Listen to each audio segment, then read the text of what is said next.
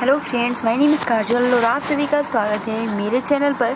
और आज के इस वीडियो में हम डिस्कस करने वाले हैं UP DElEd second semester. Subject है आपका प्रारंभिक शिक्षा के नवीन प्रयास। और आज का जो हमारा टॉपिक रहेगा वो रहेगा राष्ट्रीय शिक्षा नीति 1986 और प्रोग्राम ऑफ एक्शन 1992। बहुत ही महत्वपूर्ण ये टॉपिक है, ठीक है।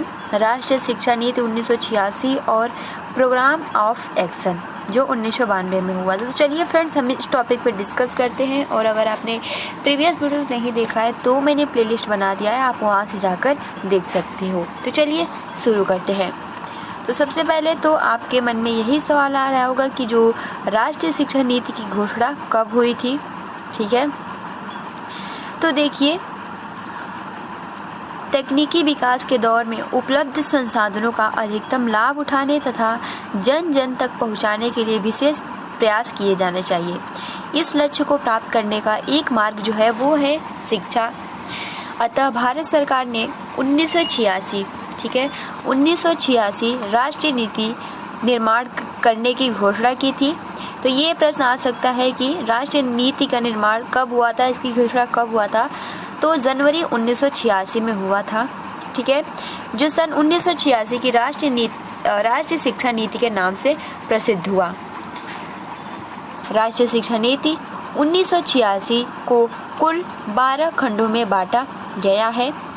तो आप देख सकते हो जो ये आपका राष्ट्रीय शिक्षा नीति है, ये 1986 को कुल 12 खंडों में इसको बांटा गया है। तो देखिए, इसकी जो राष्ट्रीय शिक्षा नीति थी, इसके इम्पोर्टेंट पॉइंट्स जो इसमें समाहित बिंदु है वो कौन कौन सा है। तो देखिए, सबसे फर्स्ट है इसमें आपका कि शिक्षा की राष्ट्रीय प्रणाली के अंतर्गत एक निश्चित स्तर तक सभी छात्रों की जाति, मत या लिंग के भेदभाव के बिना तुलनीय गुणवत्ता वाला सभी शिक्षा तक सभी की पहुंच हो। शिक्षा की राष्ट्रीय प्रणाली में एक समान शिक्षा की संरचना समाहित हो, जैसे कि 10+2+3 संरचना को राष्ट्र के सभी भागों में स्वीकार किया जाएगा। शिक्षा की राष्ट्रीय प्रणाली राष्ट्रीय पाठ्यक्रम ढांचे पर आधारित होगी। विश्वविद्यालय अनुदान आयोग यानी यूजीसी, राष्ट्रीय शैक्षिक अनुसंधान तथा प्रशिक्षण परिषद यानी एनसीईआरटी, राष्ट्रीय शैक्षिक योजना और प्रशासन विश्वविद्यालय यानी एनयूईपीए, अंतर्राष्ट्रीय विज्ञान एवं तकनीकी संस्थान आईएसटी मिलकर शिक्षा नीति का क्रियान्वयन करेंगे। तो कुल मिला कर यहाँ फर्स्ट पॉइंट यही होता है कि जो आपका राष्ट्रीय शिक्षा नीति था उसमें पहला जो समाहित बिंदु था, इसमें यही बोला गया कि सभी स्तर तक के जितने भी आपके छात्र होंगे बिना किसी भेदभाव के, ठीक है, उनको समान शिक्षा दी जाएगी और उच्च स्तर तक एक समान शिक्षा सबको दिया जाना चाहिए, ठीक है। और जो पाठ्यक्रम होना चाहिए वो राष्ट्रीय के ढांचे पर ही आधारित होना चाहिए, ठीक है। उसके बाद यहाँ बोला गया है कि राष्ट्रीय शिक्षा नीति असमानता को दूर करने तथा शैक्षिक अवसरों की समानता पर विशेष ध्यान देंगे। और यहाँ सबसे मेन पॉइंट यहाँ है कि स्त्री, ठीक है, स्त्री निरक्षरता तथा प्रारंभिक शिक्षा तक महिलाओं की पहुंच के मार्ग में आने वाली बाधाओं को दूर करने का कार्य भी इस जो आपका राष्ट्रीय शिक्षा नीति थी इसमें ये प्राथमिकता दी जाएगी। अनुसूचित जातियों के अन्य जातियों के समान लाने के लिए जनजाति क्षेत्रों में प्राथमिक स्कूल खोले जाएंगे तथा शैक्षिक दृष्टि से पिछड़े अल्पसंख्यकों की शिक्षा पर ध्यान दिया जाएगा, ठीक। सेकेंड आपका जो पॉइंट होता है वो ये कि पोषण, स्वास्थ्य तथा शारीरिक, मानसिक, सामाजिक, नैतिक व संवेगात्मक विकास की दृष्टि से पूर्व बाल्यकाल यानी ECCE को उच्च प्राथमिकता दी जाएगी, ठीक है। उसके बाद प्रारंभिक शिक्षा में दो बात, फर्स्ट कि 14 वर्ष तक की आयु तक के बालकों हेतु सार्वभौमिक स्थायित्व एंड सेकेंड की शिक्षा की गुणवत्ता में पर्याप्त सुधार पर जोर दिया जाएगा। मतलब ये बोला जा रहा है कि आपका जो सेकंड पॉइंट कह रहा है कि इसमें पोषण, स्वास्थ्य तथा शारीरिक, मानसिक, सामाजिक, नैतिक व जितने भी ये विकास की दृष्टि से पूर्व बालकाल में उच्च प्राथमिकता इसकी दी जाएगी, ठीक है, ताकि इसका जो विकास हो वो अच्छे तरीके से हो। प्लस जो प्रारंभिक शिक्षा है वो दो बातों पर डिपेंड करती है। फर्स्ट कि 14 वर्ष तक की बालकों को सार्वभौमिक स्थायित्व दी जाए, और सेकंड की शिक्षा की गुणवत्ता में पर्याप्त सुधार जोर दिया जाएगा। ठीक है, प्राथमिक स्कूलों में आवश्यक सुविधाओं का प्रावधान किया जाएगा। स्कूल छोड़कर जाने वाले बालकों की समस्या का समाधान करने को उच्च प्राथमिकता दी जाएगी। व्यावसायिक पाठ्यक्रम या संस्थाओं की स्थापना की जाएगी। नव साक्षरों प्राथमिक शिक्षा प्राप्त युवकों, कार्यरत व्यक्तियों तथा बेरोजगार या अर्ध बेरोजगार व्यक्तियों को व्यावसायिक शिक्षा के कार्यक्रम उपलब्ध कराए जाएंगे। तो ये आपका सेकंड पॉइंट हो जाएगा कि इसमें जितने भी बालक होते हैं उनके पोषण, स्वास्थ्य, जितने भी शारीरिक, सामाजिक, उन पे ध्यान दिया जाए, उस पर उनका मतलब विकास किया जाए।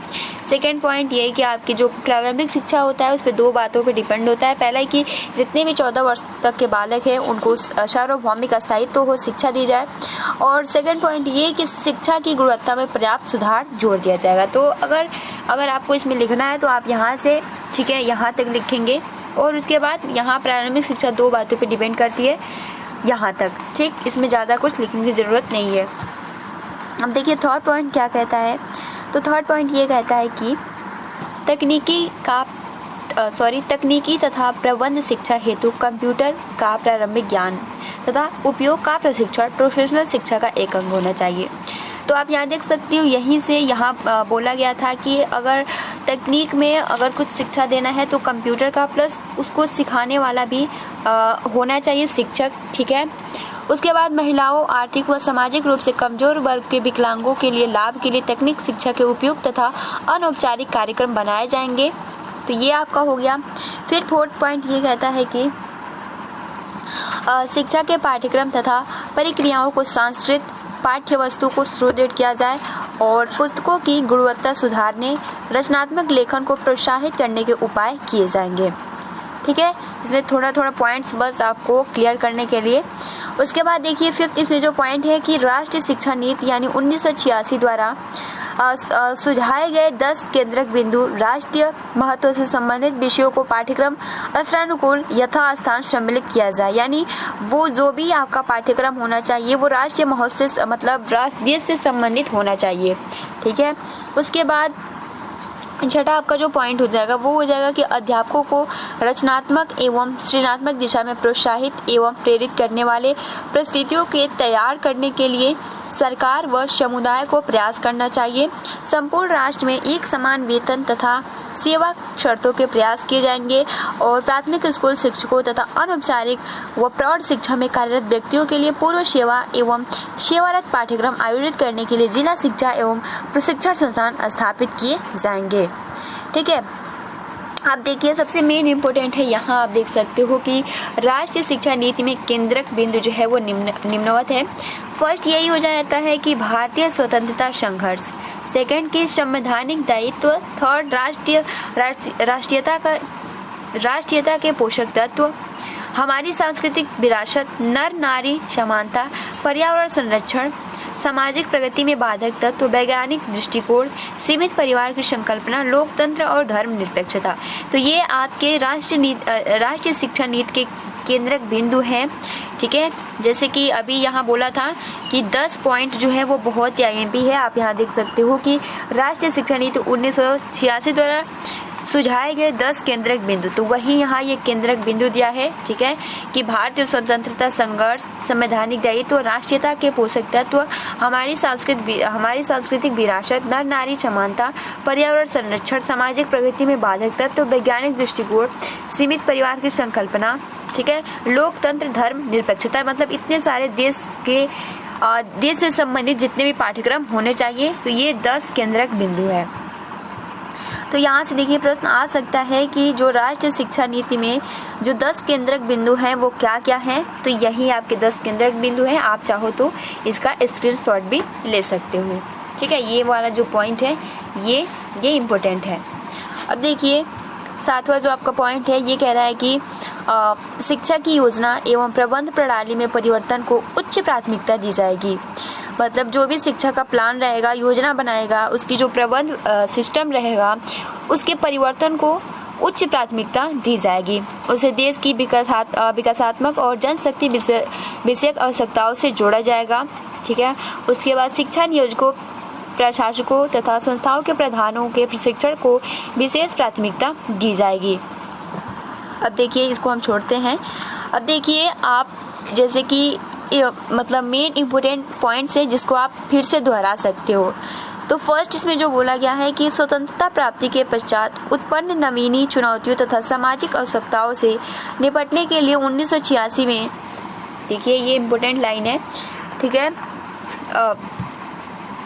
1986 में राजीव गांधी सरकार द्वारा राष्ट्रीय शिक्षा नीति का प्रारूप तैयार किया गया। तो प्रश्न ये आ सकता है कि जो आपका 1986 में राष्ट्रीय शिक्षा नीति बना, ये किसके सरकार में ये प्रारूप तैयार किया गया? तो राजीव गांधी सरकार में ये जो राष्ट्रीय शिक्षा नीति है 1986, इस प्रारूप को तैयार किया गया था।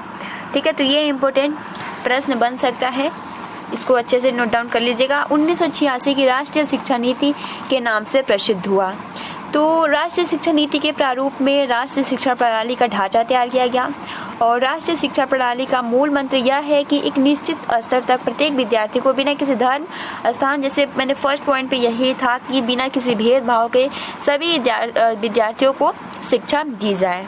ठीक है, अब देखिए आपका यहाँ हो जाएगा कि संशोधित राष्ट्रीय शिक्षा नीति 1992, प्रोग्राम ऑफ एक्शन 1992।